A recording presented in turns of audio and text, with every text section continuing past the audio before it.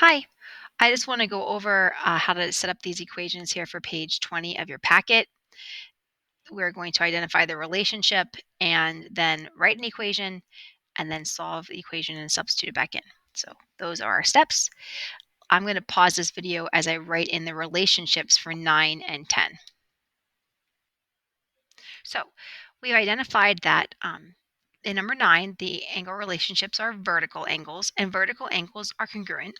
Where in number 10, they are corresponding angles, and corresponding angles are congruent.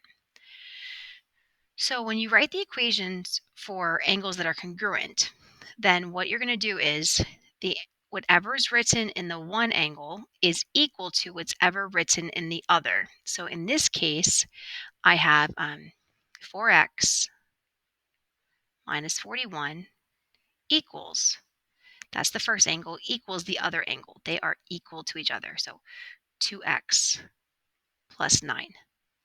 So that's how I write the equation. So when I write this equation, I realized one of the first steps in solving it is not having variables on both sides. So I'm going to show all the work, and I'm going to pause the video, show all the work, and then when I come back, it'll all be worked out. So if you want to copy this down and try it on your own before you keep watching, that's a good idea.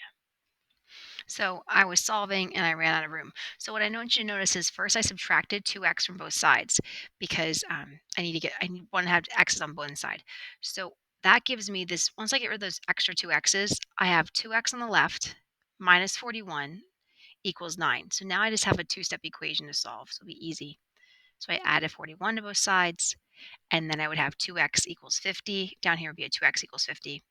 And then I would divide by 2, and I get x equals 25. So I found out what x equals, but the last step is then to use this value for x and substitute it in. So 4 times 25 minus 41, and that equals 59. And the same thing over here, 2 times 25 plus 9 equals 59.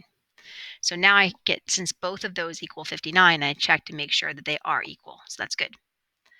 So in the other problem here, again, they're corresponding and it makes them equal. So what I'm going to do is I'm going to say that whatever's in this angle here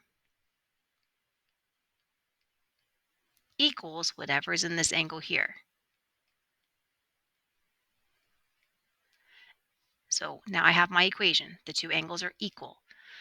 So I have to solve this. Well, this one's a little tricky because see how I have subtract x? So I'm going to get rid of that subtract x because I only want variables on one side. The opposite of subtracting x is to add x to both sides. So before we got rid of the other x by subtracting, but now I have to do the opposite. So I'm going to add x and x to both sides. So this looks a little strange, x and x. Well, remember, this is the invisible 1x, the invisible 1x. So 1x plus 1x is 2x's. So now I have 2x's over here and no x's over here. They're gone. So 2x plus 5 equals 75. And once I do that and fix it, now my equation is really simple to solve because I'm just going to subtract 5 from both sides. And then I get 2x equals 70, and then I would divide by 2, and I get x equals 35. Sorry I didn't show the divide by 2, but you know that. So now that I have x equals 35, when I substitute that back in over here I have 75 minus x. Well, x is 35, so 75 minus 35 is 40 degrees. So it's saying this angle should be 40 degrees. If this angle is 40 degrees, then the other angle is also 40 degrees. And I can check that by putting in the 35. So I'm going to put 35 in here for x. So 35 plus 5. See how that's also 40? So they're equal. So that checks. So now we have 11 and 12. And I'm going to show that in the next video. Thanks.